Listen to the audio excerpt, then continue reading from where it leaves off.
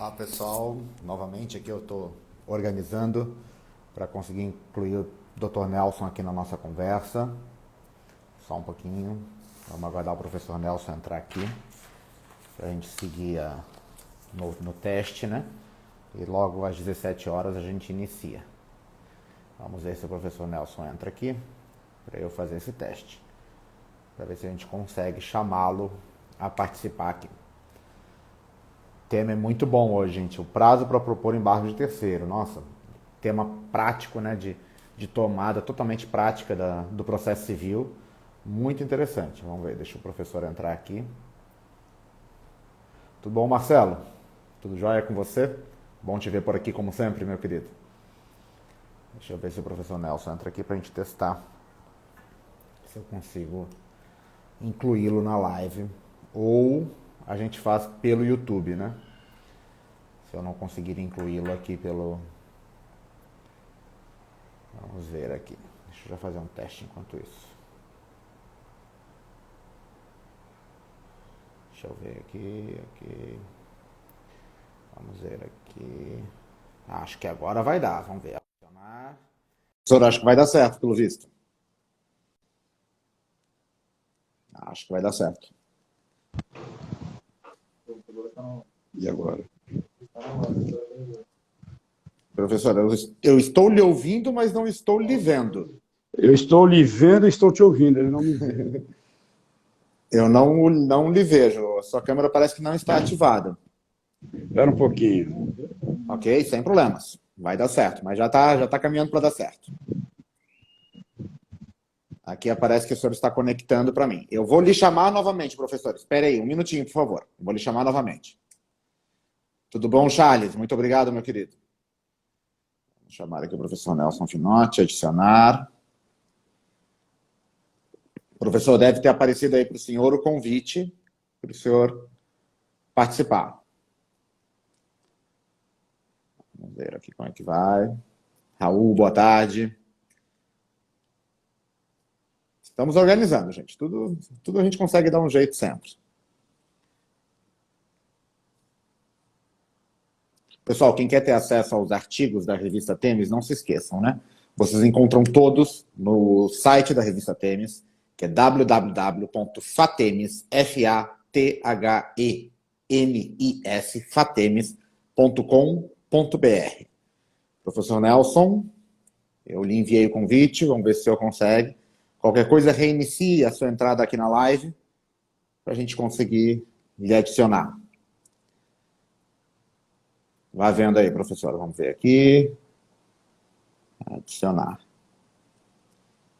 Vamos ver se a gente vai fazer dar certo aqui. Conectando. Agora estou vendo o teclado do seu computador, professor. Agora sim. Estou lhe vendo também. Tudo bom, professor?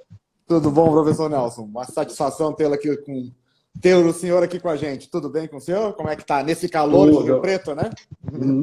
Olha, uma média de uns 38 graus hoje, uma coisa assim impressionante. Até me desculpa a demora de entrar, rapaz, que não estou acostumado com essa tecnologia toda. Fique tranquilo. Não, professor Nelson, o legal é isso mesmo, né? A gente consegue se adaptar a essa nova realidade para fazer dar certo. Isso é o mais legal. Tá certo. Deixa eu colocar o título da nossa live aqui, que é o título do nosso artigo. O prazo para propor... Não, e agora que o senhor já fez a primeira, vai conseguir fazer mais também, então vai estar tranquilo. Você sabe que, olha, vou te confessar, Marcelo, eu acho que ao longo dessa... Eu diria que eu tenho mais de 30 anos, né? Você vê, como procurador, me aposentei esse ano, então Sim. alguns anos na estrada eu já tenho. Eu acho que é a primeira vez que eu dou uma entrevista, cara.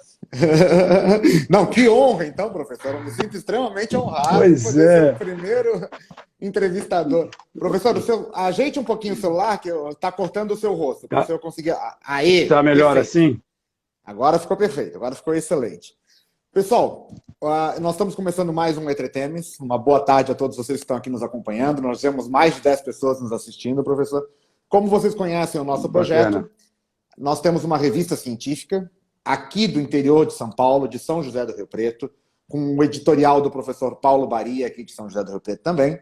E nós, além de darmos as páginas para os autores se manifestarem com as suas ideias e apresentarem os seus temas, nós também queremos dar voz, né? A gente sempre quis fazer uma participação maior. Em tempos de rede social, em tempos de participação,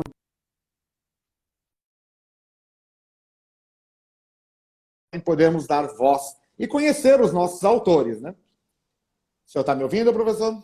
Agora estou. E no dia de hoje, no nosso Entretemes de hoje, nós temos aqui o professor Nelson Finotti Silva, que é doutor em Direitos das Relações Sociais, procurador aposentado, que o senhor acabou de falar, né, professor? Se aposentou esse ano. Isso. E professor, né, professor? Sempre. Sempre, há alguns anos já como professor também, Marcelo. O senhor é natural aqui de Rio Preto mesmo? Não, na verdade eu sou natural de São Paulo, capital, e acabei vindo para São José do Rio Preto em função de casamento. Eu me casei, minha mulher é de São José do Rio Preto. Na oportunidade, havia uma vaga na Procuradoria de São José do Rio Preto. Então, nós tínhamos aquela escolha do casal. Ou ela ia para a capital, ou eu vinha para o interior. Decidiram pelo interior. E acabei vindo para o interior, onde acabei ficando e me aposentei aqui na Procuradoria de São José do Rio Preto. Eu sou muito suspeito de falar de São José do Rio Preto, porque eu gosto muito da cidade. Eu estou aqui há aproximadamente 5 anos também. Eu não sou daqui, eu sou de Florianópolis, mas sou apaixonado por Rio Preto. Eu acho uma cidade incrível para morar, né, professor? Olha, você sabe que sempre que me perguntam, né, sobre isso, até hoje, né, o pessoal, principalmente o pessoal de São Paulo, os amigos, né, da cidade, realmente é uma cidade muito boa para morar. Eu eduquei meu filho aqui, boas escolas, enfim. A única coisa que eu até hoje não me acostumei é o calor. É o calor. Esse ainda mais nessa época de setembro, outubro, que além de quente seco, extremamente seco, né? Muito, muito. Mas é uma cidade que me proporcionou e me proporciona coisas muito boas, então eu tenho um carinho muito grande pela cidade. Que legal, professor. O senhor deu aula aqui há muito tempo, o senhor falou aproximadamente 30 anos, sempre em universidades, faculdades, professor? Que eu dou aula, olha, só assim, em resumo, eu entrei na Procuradoria em 89, acredito que alguns que estão nos ouvindo nem eram nascidos na época, e logo em 90 eu já comecei a dar aula em São Paulo, a convite de uma colega da Procuradoria, e de 90 até 2020 não parei um ano. Olha só, que maravilha. E sempre processo civil? A cadeira que o senhor dá aula é processo civil ou não? Na verdade, assim, o meu início, eu comecei com uma cadeira em um curso de administração da faculdade, que me serviu de laboratório, que foi aquela cadeira que existe até hoje, que é Instituições do Direito Público e Privado. É uma cadeira, que eu costumo dizer assim, de informação, né? Porque a gente dá uma noção geral para os estudantes da administração e, lógico, depois eles vão ter cadeira de tributário, administrativo, né? Já com cadeiras com uma maior formação. E naquele momento, para mim, foi ótimo, porque eu estava começando a vida como docente, né? Então, foi uma coisa que foi importante, né? Me permitir nesse tipo de cadeira e descobrir se realmente eu gostava ou não de dar aula. E eu acho que eu descobri que eu gostava, porque até hoje eu dou aula. E eu acho que é um trote, né, professor? Porque sempre quando a gente entra para começar a dar aula, sempre nos dão umas cadeiras um pouco bruxa, né? Para ver se a gente vai realmente querer ficar naquilo ali, né? Você sabe que, olha, você falou uma coisa, professor, e eu me lembro que neste momento, quando me ofereceram a cadeira, né, eu nunca havia dado aula, eu falei assim, professor não, na época nada, né? Olha, nós temos uma cadeira boa para você dar aula, para quem nunca deu aula. Eu falei, o que é? 4º ano à noite, contratos. Eu falei, vocês estão de brincadeira comigo, né? Já vou encarar assim, uma né? turma, vou encarar uma turma de 4º ou 3º ano, eu não me lembro, e falar de contratos, né? Quer dizer, uma cadeira assim, live, né? Super atraente. Eu falei, não, muito, muito. Eu falei assim, olha, muito obrigado. Quando surgir algo, né? E foi assim que acabou surgindo a cadeira no curso de administração. E que legal. Acredito, professor, que foi o caminho certo que eu fiz. Porque isso foi me dando maturidade para poder, então, aí sim entrar para o direito. E aí, depois, nunca mais voltei para a administração, né? Sempre dei aula no direito, sempre em processo civil. Olha que legal.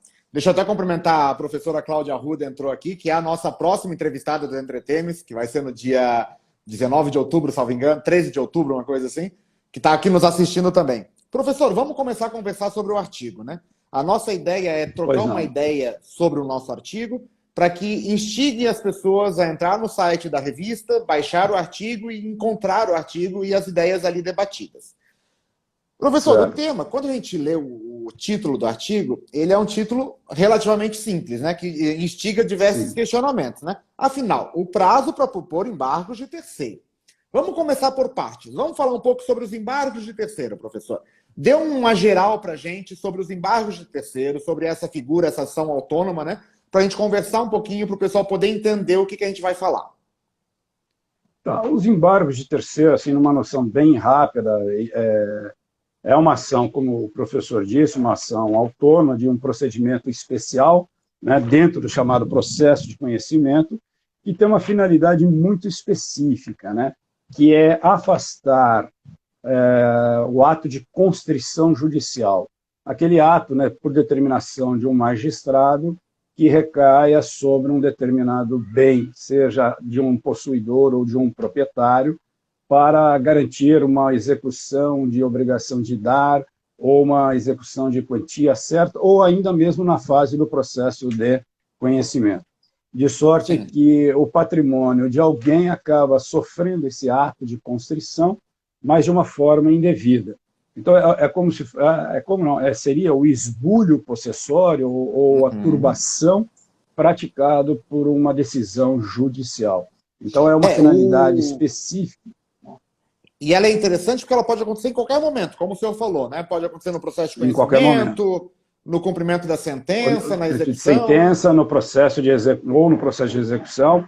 A qualquer momento é possível nós termos, né, essa situação do ato de constrição e aí então abrir as portas para os embargos de terceiro. E é interessante isso porque algumas pessoas eles acham, não sei de onde que tira isso, que os embargos de terceiro, e isso não é só no Código de 2015, porque no de 73 também já era assim, né? Eu não preciso do processo de execução, né? A qualquer momento é possível, né, os embargos de terceiro. Até porque o ato de constrição, o ato de constrição judicial, ele ocorre a qualquer momento, né? Não especificamente, né?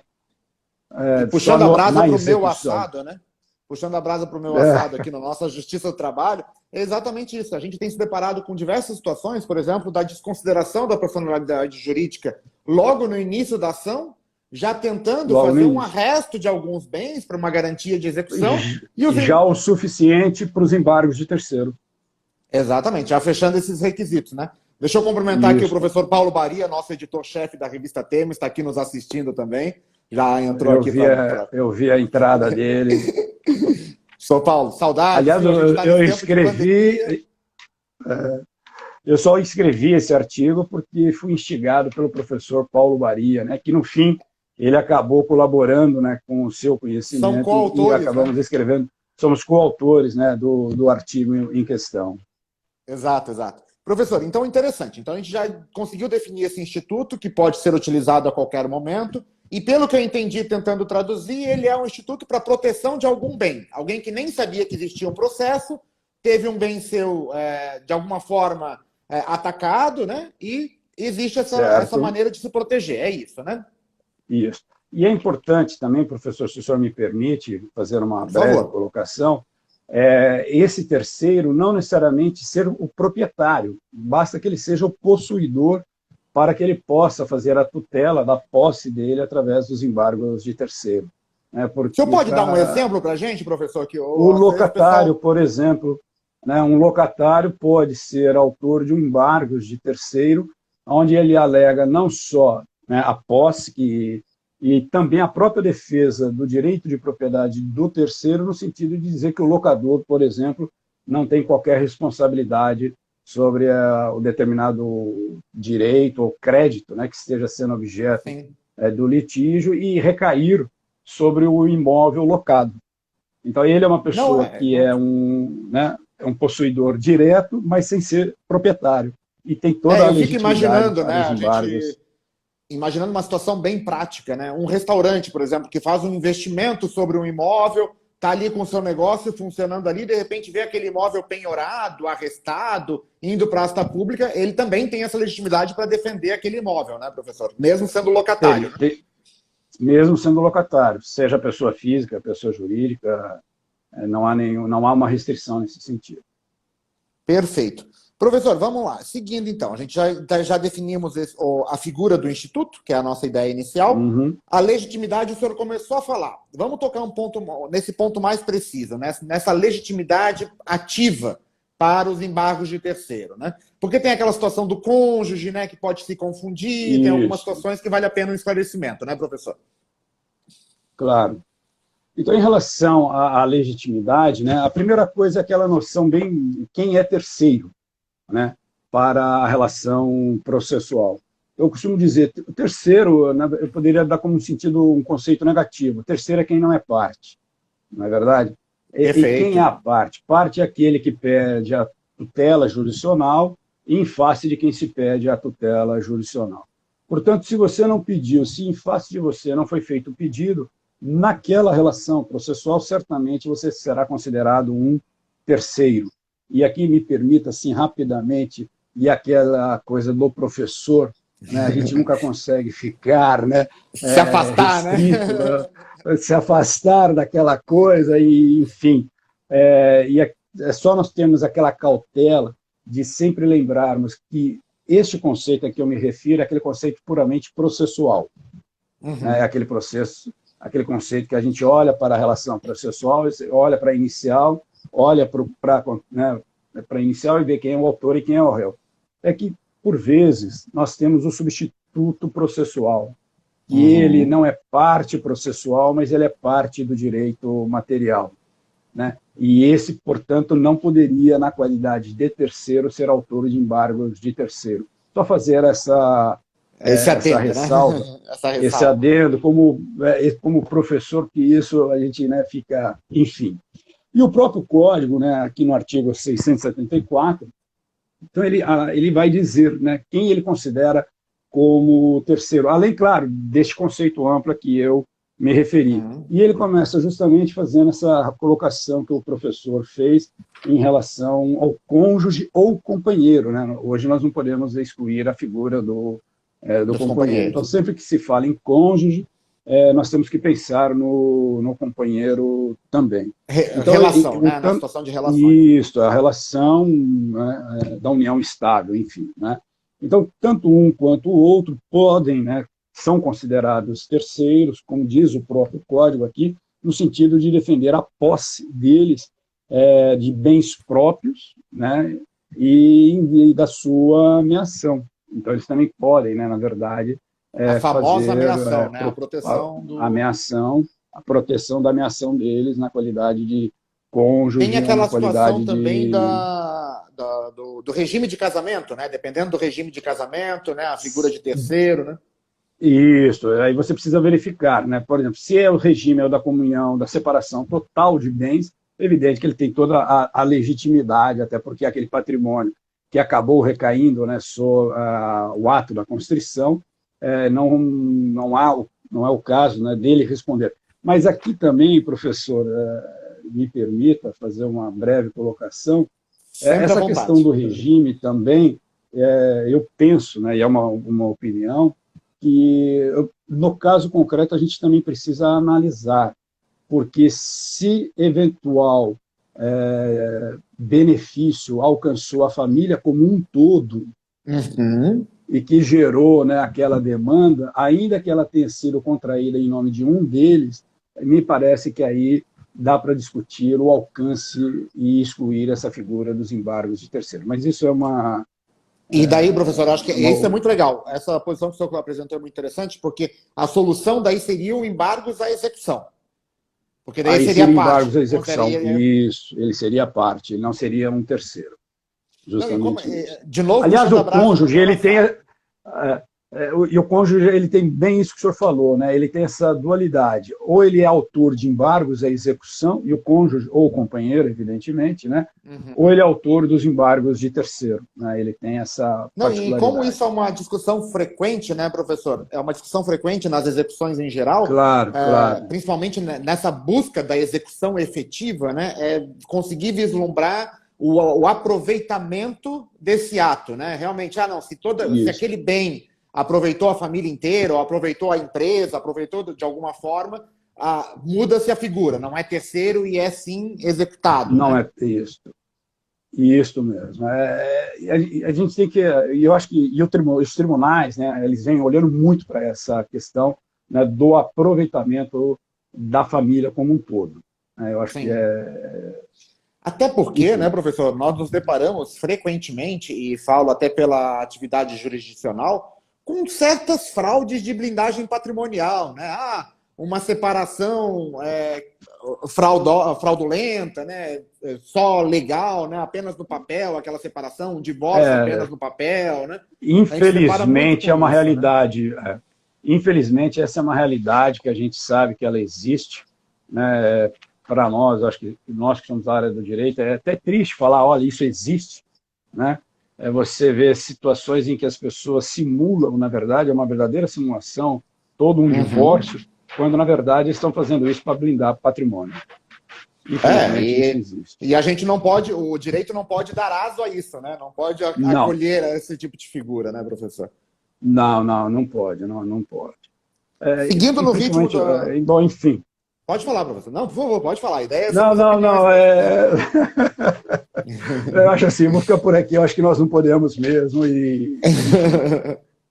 Professor, a legitimidade passiva já é mais tranquila, né? É um aspecto mais fácil a passiva também, né? O código, né? Ele também acaba, né, indicando, né, no parágrafo 4º do artigo 677 quem seria o sujeito passivo. E aqui nós podemos dizer que ou nós teremos um litisconsórcio necessário passivo ou não. Vai depender, né, de quem indicou o bem. Porque em um primeiro momento é passivo, é considerado sujeito passivo aquele que, como diz o COA, quem o ato de constrição aproveita. Né? Então, a quem que o ato de constrição aproveita, né? E o seu adversário? Ao devedor, naturalmente. Né? Então, ele acaba aproveitando ao devedor. O problema é se quem indicou o bem foi o credor. Estamos falando em devedor-credor já pensando na execução. Veja o vício a que eu me referi no início e eu praticando, né, enfim. Então, a pessoa, né, do réu, ela, a princípio, ela é o sujeito passivo. E pensando naquele que fez a indicação do bem, ele também se torna sujeito passivo. E aí, então, nós temos um litisconsórcio necessário. Então, o sujeito passivo, ele é um litisconsórcio necessário ou não? Eu diria, depende. Pode ser que nós não tenhamos o litisconsórcio, tenhamos, né, o sujeito singular, ou venhamos a ter o litisconsórcio. E aí também, a meu ver, ele é litisconsórcio unitário. Porque não tem como... Sim, perfeito. Reconhecer, né, cancelar o ato de constrição para um e não cancelar para o outro, né? Sim. Ou manter o ato de constrição para um. Essa figura do terceiro, do litisconsórcio, nesse caso passivo, né? Que de repente o executado está indicando um bem que vai ter um terceiro, ajuizando embargo de terceiro, né? O próprio executado está indicando um bem que de repente vai ser alvo de um litígio, né, nos embargos de terceiro, né? Ou seja, ele está tentando se livrar da dívida dele com a indicação de um bem de outra pessoa, como se fosse, né, professor? Ô, professor, o senhor me desculpa, mas cortou um pouco o áudio do senhor. Está me ouvindo bem agora? O meu tá cortando? Não, estamos me ouvindo super bem, professor. Está funcionando super bem. Nossa, então é o retorno. Mas, enfim, eu estou ouvindo. Mas é bem isso que o senhor falou mesmo, em relação ao sujeito passivo. Perfeito. Professor, mais um ponto que a gente tem aqui. Competência para processar esses embargos, né? Quem que vai ser a autoridade competente, o juiz competente para o processamento desses embargos, professor? Veja, a questão da competência, como foi dito logo no início, trata-se de uma ação incidental. Né? Nós não temos embargos de terceiro que não tenha um pressuposto que seja a existência de uma demanda. né? Então, para que eu possa pensar nos embargos de terceiro, certamente uma demanda antecedente ela deve existir, pouco importa a fase em que ela se encontra, né? Isso no processo de conhecimento ou o próprio processo de execução. Portanto, a competência para o julgamento é do próprio juízo, né, por onde tramita a ação originária, né, ou a chamada ação, não vou falar nem de originária, a ação originária, vamos usar essa terminologia, né, a ação originária. Então, me parece tem uma que... discussãozinha quanto às cartas precatórias, né, professor? Tem algumas questões que com pode ser relação discutido ali. à precatória, principalmente a quem indicou o bem, né? Se foi o juízo deprecante ou se foi o juízo deprecado. Se foi no juízo deprecado, seria, né, a competência inicialmente dele, né, principalmente para receber os embargos de terceiro, né? Se foi no juízo deprecante, aí me parece que não há dúvida, é sempre o juízo da origem, né, que teria competência para o julgamento. Não, deixa eu até comentar com o senhor, eu tenho diversos colegas magistrados que estão aqui assistindo, eles estão comentando muito no grupo, comentários super interessantes e inteligentes quanto a esse questionamento, né? Sobre a utilização dos embargos de terceiro. Obrigado, colegas, estão ajudando bastante aí nos questionamentos também, nos deixando bem concentrados no tema. Professor, vamos para o nosso ponto. Prazo para a propositura dos embargos de terceiro. Eu sei que tem alguns prazos a serem discutidos, né? Eu li o artigo hoje, dei uma estudada para poder conversar com o senhor, né? E como todo processo, né, o prazo vem para confundir, né?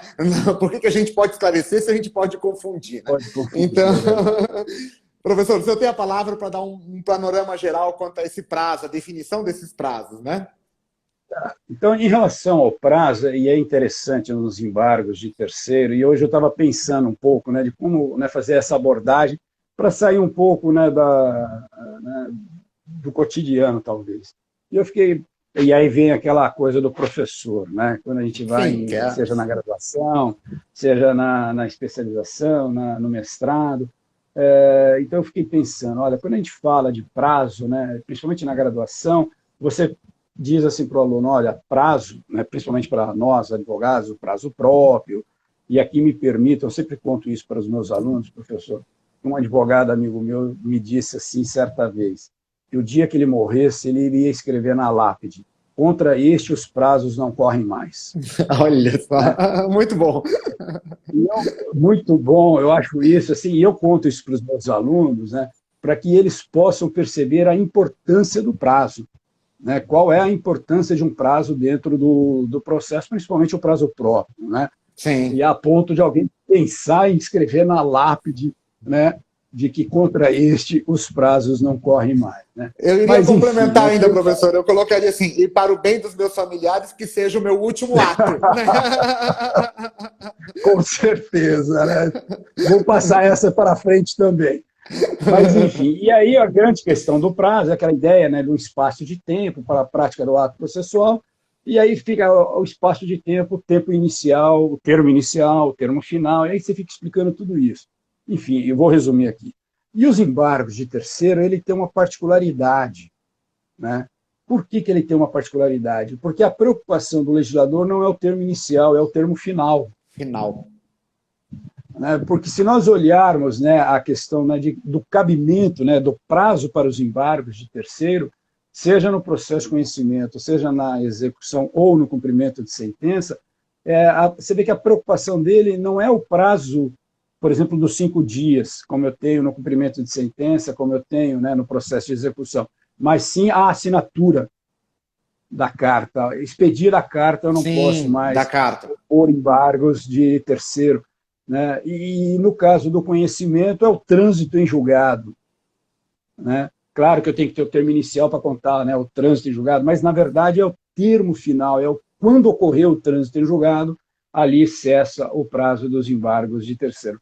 Então, nessa dinâmica... Puxando a brasa para o meu assado de novo, né? O poder que dá ao juiz isso, né? O poder que o juiz tem quanto a isso, né? Porque o trânsito em julgado depende obrigatoriamente da publicação da sentença. E a assinatura da carta depende obrigatoriamente do ato do juiz também. Então, os dois estão na mão do judiciário. Exatamente. Você veja, eu não tinha pensado isso, mas vou refletir. Mas, de fato, né, os dois estão na mão do magistrado, né, que, claro, né, eu preciso tanto de um quanto o outro da sua assinatura e depois, eventualmente, publicação, no caso da sentença, né, da decisão. Mas isso é uma coisa que sempre me chamou a atenção, né, que ali é um prazo em que o que importa é o termo final e não o termo inicial, como comumente, né, a gente faz contagens de prazo, né, daí a lápide, né? Então começa a Uhum. contar o termo inicial, vou contar. Olha, não adianta você contar 5 dias, porque se antes do quinto dia sair a carta, você já perdeu o prazo dos embargos, né? E a As insegurança que isso crianças. gera, né, professor? Porque, Oi? ou seja, a insegurança que isso gera, né? Porque da Porque adjudicação ali você. do termo, então já Isso. tem que logo em seguida já propor, porque vai que o juiz assine a carta em 2 dias, né? Em um Em dia. 2 dias, você perde o prazo dos embargos, né? Porque ainda que o legislador diga se você tem cinco se não houver a carta antes. Porque se a carta sair antes, foi o prazo dos Foi o embargos. prazo. Então, foi o prazo. Então, é nesse sentido que eu vejo assim como o termo final. A gente é uma situação excepcional, né, nós olharmos para o prazo dos embargos de terceiro. E aqui, me permita, mais uma vez, fazer uma rápida Sempre. colocação, e eu vejo aqui né, uma certa. Deixa eu achar aqui.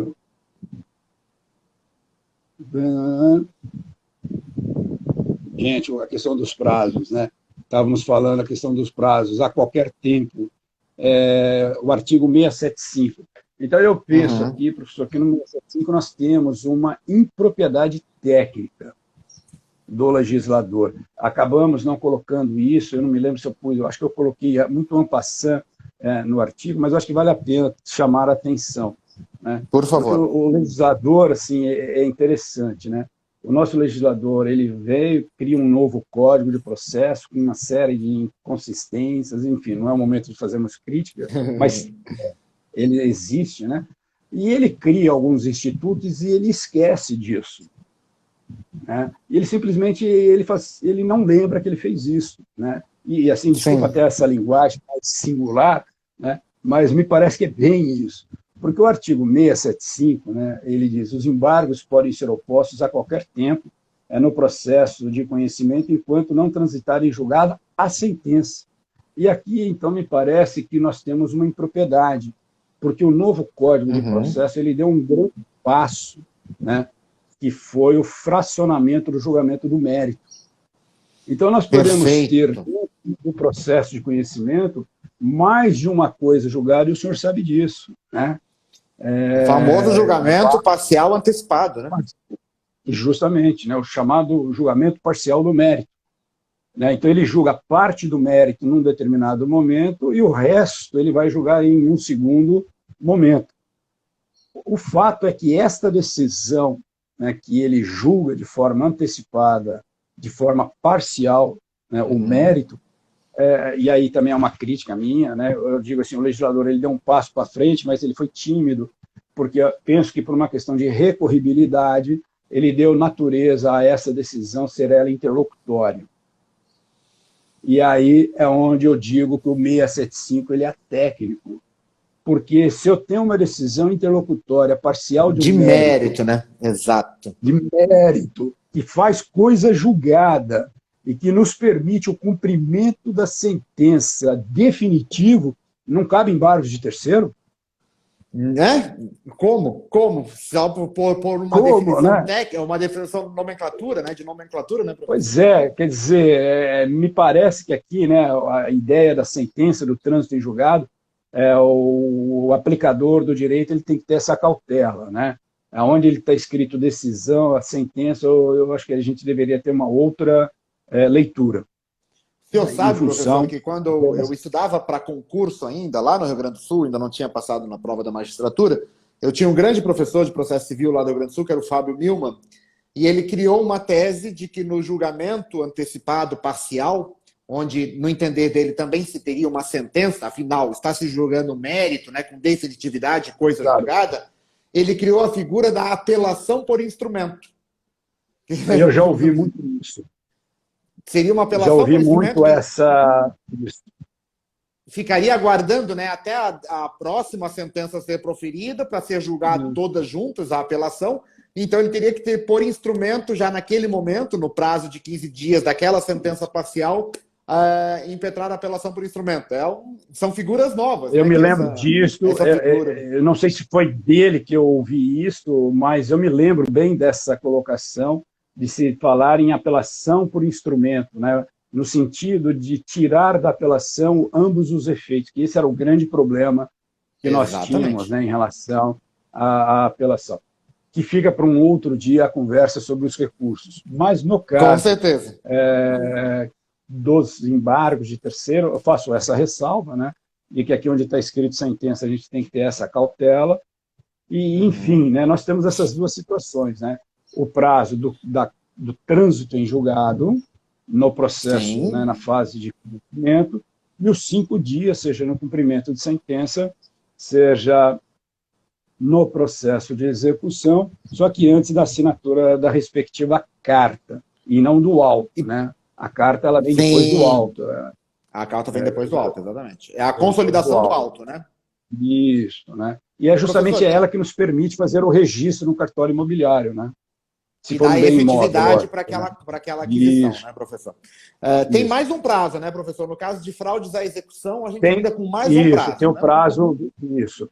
É o prazo de 15 dias, né, no âmbito da fraude, a execução, se eu não me engano, é o 976, enfim, lá no caso da 792. fraude, 792. 792, parágrafo 4º, se eu não me engano, ou 6º. Isso, Eu tinha 4, um parágrafo professor de 4. processo que ele me dizia assim, olha, se não for o artigo que eu estou me referindo, vocês não fiquem nervosos. Ou é o anterior ou é o posterior. Só que ele nunca errava, professor. Era uma coisa assim, impressionante, né? Como agora, se não Mas for ele o deixava as parágrafo, margens, né? Ou é o anterior ou o posterior. ele Ele dava a deixava. margem de Olha, erro, né? vocês não fiquem nervosos, meus alunos, porque sabe como é a idade, né? Ela vai passando, né? Enfim, né? A memória nos Cancha de pega, aquela. professor, né? Pois é, né? E sempre que eu posso eu lembro dele com muito carinho e é uma frase dele. Mas, enfim, então nós temos também o prazo de 15 dias, né? Que a doutrina até considera os embargos na fraude como embargos preventivos, né? Uhum. Tanto que é um prazo que antecede, preventivo, porque ele antecede o julgamento da fraude. Antes do que o juiz declare a fraude, né? Exatamente. É Exatamente. você opor os embargos de terceiro. Agora, e pergunta-se, e se ele não usar o prazo dos 15 dias, ele não pode embargar? Pode, né? Não Pode. vejo maiores problemas observando aí a regra do 675.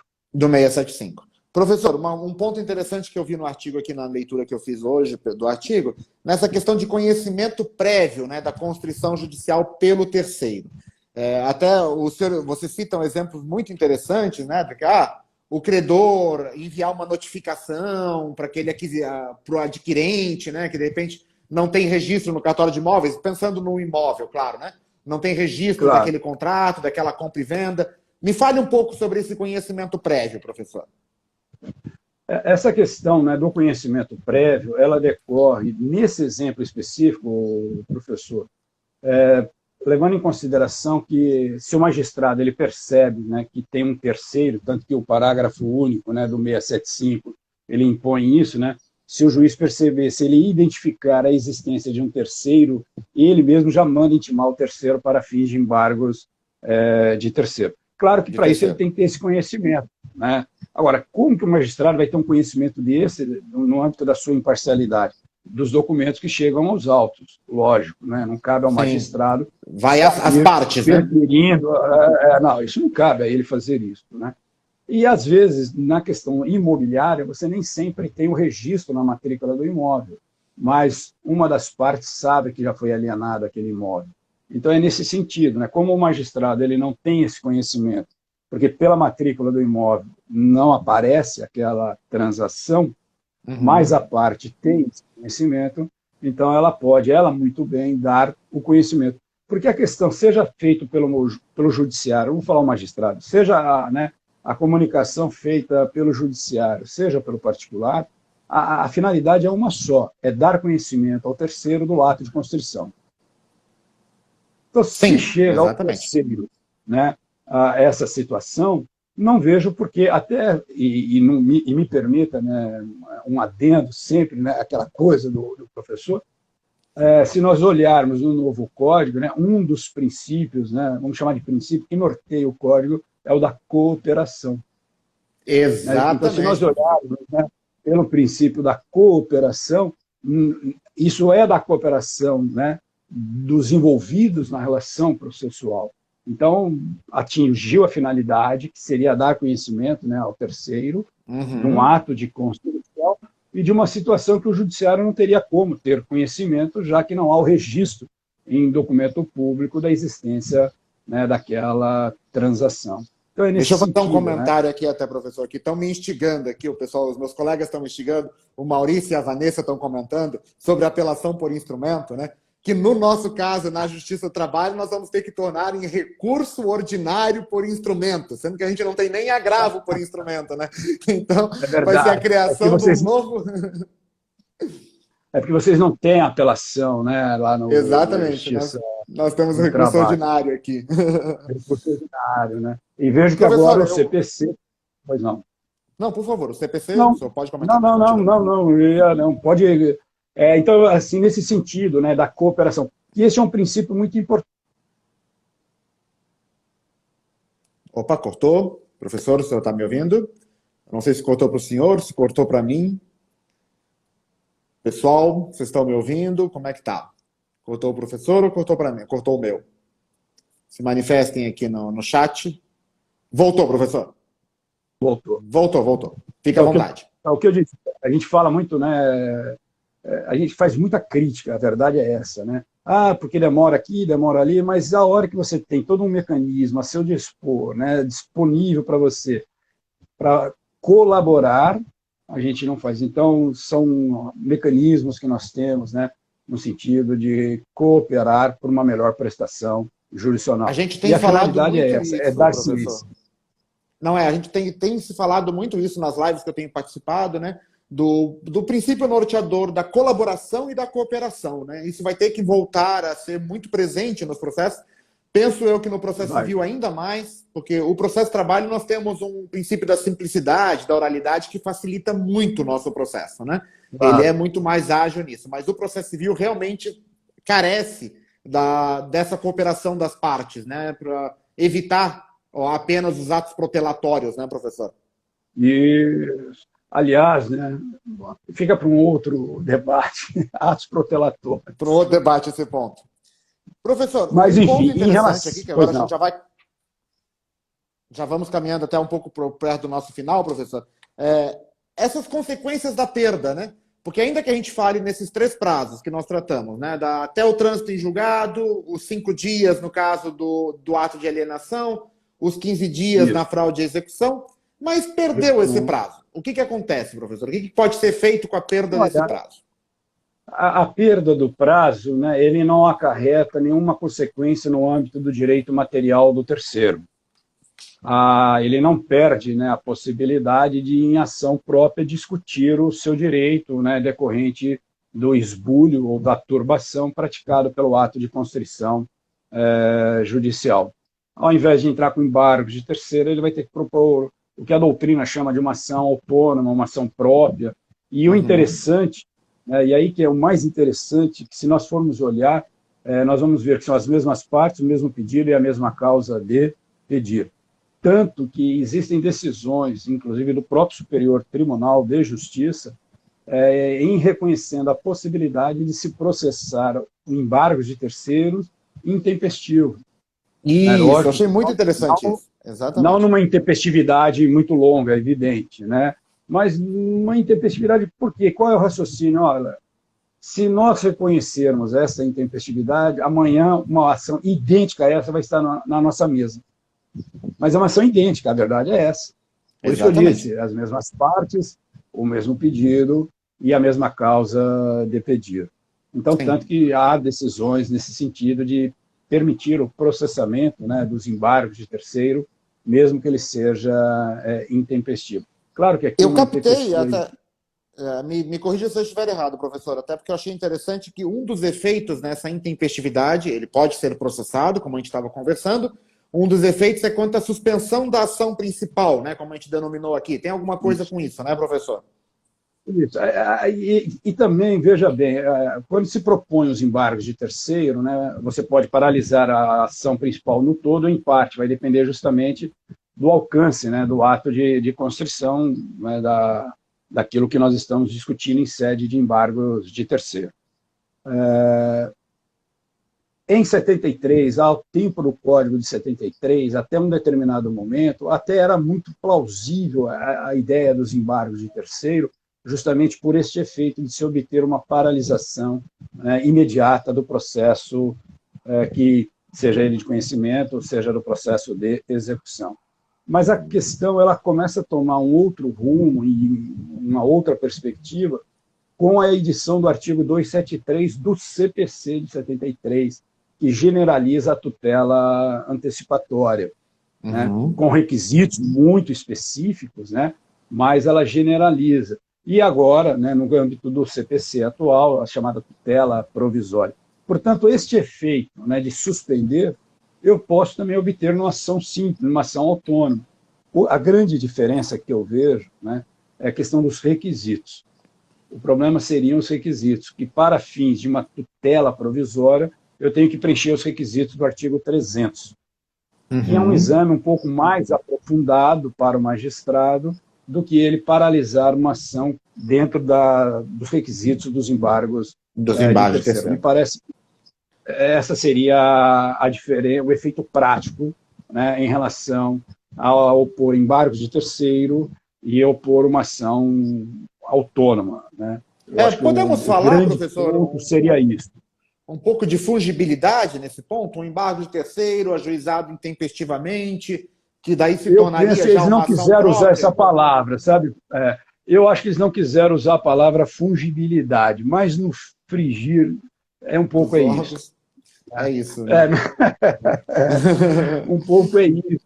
É aquela ideia também de você ter um processo mais, a ideia da racionalização do processo, né? Enfim, é o que eu falei. Você vai pela literalidade, pelo formalismo do processo e indefere a inicial. No dia seguinte, você tem a mesma inicial. Exatamente. Professor, no dia seguinte, você tem a mesma inicial na sua mesa. Conseguimos alcançar o nosso objetivo, que é instigar o nosso pessoal a ir até o site da revista Tênis. Eu espero que sim. Baixar o artigo e ler o conhecimento todo que tem arraigado nas suas palavras. Eu agradeço imensamente a sua participação, professor. Eu espero sinceramente que tenha sido um prazer para o senhor, como foi para mim essa sua primeira entrevista, né? E eu vou te falar uma coisa, eu estava até com meu filho, né, e ele estava me ajudando, né, porque essa questão de tecnologia, como eu disse, eu sou do tempo da máquina de escrever, né? Eu trabalhei no Tribunal de Justiça no tempo da Hamilton, né, faz um pouquinho já isso. Né? E você sabe que assim, eu estava muito preocupado, né, eu falei, puxa, entrevista, porque uma coisa é dar aula, né? Sim, outra coisa. Agora, ser entrevistado, eu fiquei, mas olha, você é um excelente entrevistador, você passa uma tranquilidade, o que me permitiu aqui ficar muito tranquilo, né, podendo responder as perguntas e as provocações bem feitas que você fez, e eu espero que o pessoal tenha gostado, né?